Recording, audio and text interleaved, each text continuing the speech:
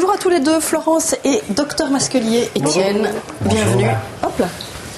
Merci d'être avec nous. Alors, Florence Dumont, vous avez 30 ans, c'est ça? Oui. Et vous avez été diagnostiquée fibromyalgique en 2004. Oui, à 24 ans. Oui. À 24 ans, ça veut dire que vous avez mal partout? Oui, c'est ça. Des douleurs chroniques généralisées, oui. Au vous avez mal depuis localisé, quand? Mais depuis, plus loin que je me souvienne, c'est vers mes 10 ans que j'ai commencé à avoir vraiment des douleurs dont on ne connaissait pas la cause. Et ça a commencé à quel endroit du corps? Surtout au niveau des cervicales et des chevilles. Donc dans la nuque, oui. Et aux chevilles aussi. Oui. Et pendant tout un temps, on n'a pas su ce dont il s'agissait. Et vous êtes allé consulter des médecins déjà à cette époque-là? Oui, j'ai eu aussi une période de maux de tête fréquents, enfin quasi constants. Et donc pour l'ensemble de ces symptômes-là, j'ai dû voir différents médecins à l'époque qui ont trouvé juste rien. Donc c'était dans ma tête. Voilà. Aujourd'hui, on sait que ce n'est pas dans votre tête, mais que c'est de fibromyalgie dont il s'agit. Cela dit, c'est une maladie qu'on connaît encore assez peu, j'ai l'impression. Mais pour nous éclairer, voici le docteur donc Étienne Masquelier. Vous travaillez à la fois à l'UCL et à Montgodine. Vous êtes un spécialiste de l'algologie, donc c'est l'étude de la douleur, c'est ça? Oui, tout à fait. Mais aussi une deuxième spécialité? Spécialité de base est de médecine physique et de réadaptation. Voilà. Et donc vous connaissez la fibromyalgie. Cela dit, c'est une maladie qui a été reconnue par l'OMS, je pense, seulement dans les années 90. Donc c'est assez récent qu'on l'étudie, c'est ça? C'est assez récent. Le terme fibromyalgie remonte à 1976 quand même. C'est une affection de l'appareil locomoteur qui se caractérise par effectivement des douleurs musculo-squelettiques diffuses donc dans l'ensemble du corps. D'accord, donc voilà déjà pour une première définition. L'appareil locomoteur, c'est quoi? Ce sont les muscles et le squelette, c'est ça, les os? Oui, les muscles, les tendons, les tissus mous. D'accord. Et donc c'est tout ce système-là qui est affecté et qui est endolori. Plus qu'endolori, ce sont vraiment des douleurs. Les patients vont décrire des sensations parfois de brûlure, parfois l'impression d'avoir les muscles rétrécis, parfois l'impression d'avoir des sensations de bleu, une sensation d'avoir la grippe en permanence. Et ce côté chronique, donc on parle de fibromyalgie à partir du moment que les douleurs sont présentes depuis plus de 3 à 6 mois.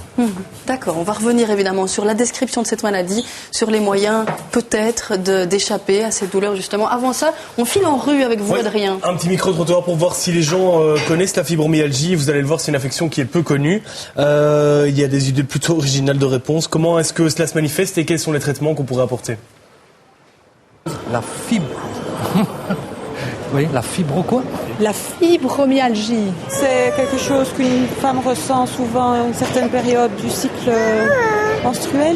Fibro, ça doit être un truc, une maladie certainement pulmonaire ou un truc dans le genre, non? C'est pas une maladie des muscles? C'est les muscles qui s'atrophient, c'est douloureux, on a mal partout. Ça se manifeste par des troubles musculaires. Ça se soigne, je pense. Je crois qu'il y a des recherches qui sont en cours, je pense. Avant qu'on découvre cette maladie, il y a beaucoup d'investigations pour y arriver. Les médecins ne disent pas c'est la fibromyalgie.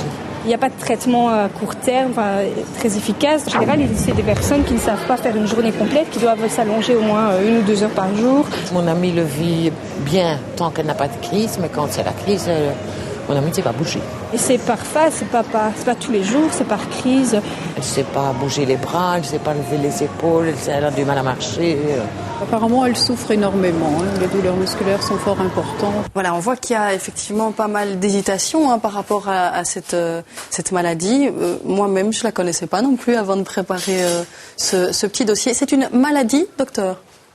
Alors on parle de syndrome. Un syndrome, c'est un ensemble de symptômes qui ont des liens entre eux. Parce qu'on parle de douleur, mais aussi d'autres symptômes peuvent être présents. La raideur matinale, la raideur musculaire, la fatigue, qui est parfois très, très invalidante, les troubles d'attention, de concentration, parfois de mémoire, de court terme. Donc toute une série de symptômes qui s'associent et qui sont responsables de ce syndrome, en fait. Alors, je suppose que ce qui est très difficile, c'est que les symptômes que vous décrivez, on les retrouve aussi dans d'autres phénomènes, dans d'autres affections, comme ce qu'on appelle, par exemple, la fatigue chronique. Comment est-ce qu'on fait le tri? Alors, c'est toute la difficulté. C'est important, le rôle du médecin, c'est de faire un diagnostic différentiel. Puisque avoir des douleurs partout dans le corps, comme vous dites, c'est à peu près 10% de la population. C'est vrai? 10% de la population a des douleurs un peu partout dans le corps? Tout à fait. Et donc il faut penser à certains rhumatismes inflammatoires, la polyarthrite rhumatoïde, à certaines maladies neurologiques, à d'autres problèmes de santé. Donc c'est ça qui est difficile aussi. Et c'est par élimination alors qu'on arrive finalement à la fibromyalgie. Quand ce ne sont pas de rhumatismes, quand ce n'est pas tout le reste, ça devient de la fibromyalgie? En tout cas, il faut s'assurer, en faisant notamment des examens complémentaires, que effectivement on n'est pas face à d'autres problèmes de santé. Mais je n'aime pas tellement le terme d'élimination. C'est un diagnostic comme les autres, avec aussi des signes cliniques qui sont quand même assez caractéristiques de la fibromyalgie. C'est-à-dire? Par exemple, à l'examen clinique, vous avez ce qu'on appelle une hypersensibilité à la pression. Donc certaines zones du corps sont sensibles à la pression. Par exemple, les personnes vont vous dire, pendant la nuit, elles ne supportent pas de mettre un genou contre l'autre. Elles ne supportent pas, par exemple... Vous avez subi ça, Florent? Vous parvenez pas à avoir les genoux l'un contre l'autre pendant le sommeil? Je dors avec vous savez, les coussins de grossesse. Oui. Pour écarter les genoux l'un de l'autre. Donc une hypersensibilité dans certaines zones. Donc vous parlez des genoux, il y en a d'autres qu'on connaît bien? Oui, ça peut être les trapèzes, ça peut être même l'ensemble du corps. Ouais. C'est vraiment une hypersensibilité généralisée. D'accord. À la pression, mais aussi chez certaines personnes au froid, au chaud, au bruit. Alors on va essayer de revenir dans quelques instants à ce qui peut expliquer ces phénomènes. Avant ça, je vous propose d'entrer quelques instants dans le quotidien de notre invitée, Florence, puisque Véronique Torton vous a rendu visite chez vous avant de vous accompagner chez le médecin et puis sur votre lieu de travail qui n'est autre que notre cher RTBF.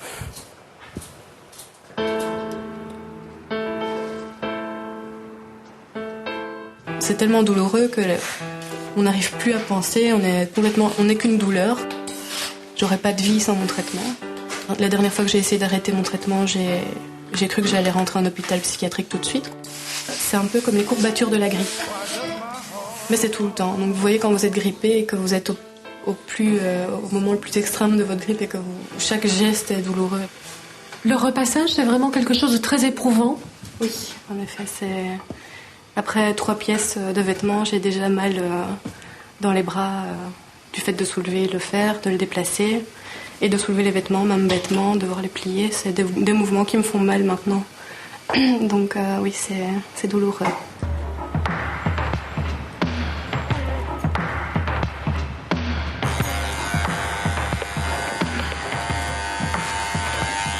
Bonjour Florence.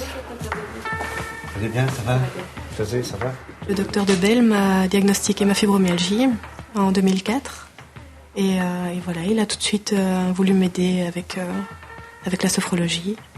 Situation de stress, d'émotion, nous avons tendance à nous emporter vers le haut, à nous désancrer si nous nous laissons bien aller vers le bas, à l'ancrage au sol, sur la chaise. J'ai tout de suite accroché à ça parce que ça m'aidait vraiment, directement, ça m'a aidé. Même si ça n'enlève pas les douleurs qu'on peut avoir absolument entièrement, mais au moins ça enlève les tensions. Donc ça permet de ne pas empirer des situations de stress ou de douleur qui sont déjà présentes.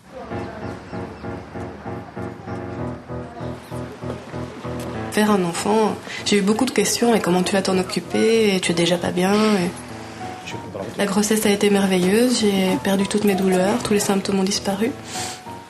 Mais évidemment, à la naissance, c'est revenu, les symptômes sont revenus un à un. Je l'ai porté en écharpe, donc avec un système de portage, pendant sûrement 1 an et demi, 2 ans, pour éviter de l'avoir sur les bras, parce qu'à partir d'un certain temps, mes bras s'ankylosent et donc j'ai l'impression que je vais lâcher au moindre mouvement, je vais tout lâcher, donc ça me faisait un petit peu peur. Quand elle est malade, elle ne peut pas me porter. Parce que tu es trop lourd? Oui. Et maintenant je sais grand, je sais marcher. J'avais commencé des études d'infirmière d'abord, mais je me suis vite rendu compte en stage que c'était trop lourd au niveau physique. Bonjour tout le monde. Salut. Donc j'ai abandonné, j'ai voulu rester dans le médical, donc j'ai fait du secrétariat médical. J'ai eu vraiment un creux qui a duré longtemps, il a duré 2 ans, où j'ai été prise en charge par la mutualité, parce que j'étais plus capable, même pas de me lever de mon lit le matin, ni de mon fauteuil l'après-midi, je ne sortais plus, j'étais chez moi tout le temps et impossible de bouger, tant les douleurs étaient fortes. J'ai eu de la chance parce que j'ai trouvé un traitement où ça a été mieux, donc où j'ai pu trouver le job ici. Ici, nous sous-titrons le JT de 19h30 de la Une pour les sourds et malentendants. C'est un travail à mi-temps? Oui, je ne pourrais pas tenir un plein temps. Et voilà, vous ne pourriez pas tenir un plein temps parce que ça fait trop mal, que c'est trop fatigant. Oui. Ça veut dire quoi? Vous devez vous allonger à certains moments de la journée? Oui, je dois organiser mes journées pour avoir suffisamment de repos. Donc pour moi, c'est le matin puisque je travaille le soir. Et ça m'arrange parce que mon traitement fait que je suis encore très somnolente le matin. Donc je dois, oui, passer parfois toute la matinée couchée, à dormir vraiment. Hein, donc c'est pas seulement rester couché. Il y a de la fatigue avec ça. Et pour pouvoir aller travailler le soir. Alors on va revenir au traitement dont vous parlez d'ici quelques instants. Je voudrais revenir d'abord sur les causes, ce qu'on peut évaluer comme cause pour cette fibromyalgie, surtout qu'il y a quelque chose de complètement étonnant. Vous dites que pendant toute votre grossesse, tous les symptômes ont disparu. On sait aussi que ce sont des femmes qui sont surtout touchées. 80% des patients fibromyalgiques sont des femmes. Est-ce qu'il y a une histoire hormonale dans tout ça, docteur? Oui, il y a certainement un lien avec l'état hormonal, notamment les œstrogènes. Maintenant, la femme, en général, est beaucoup plus touchée par la douleur, déjà. Ah bon? Réellement? Dès la jeunesse, avec les règles, avec l'accouchement. Donc, la femme va être confrontée à la douleur, en général, de façon plus fréquente que l'homme.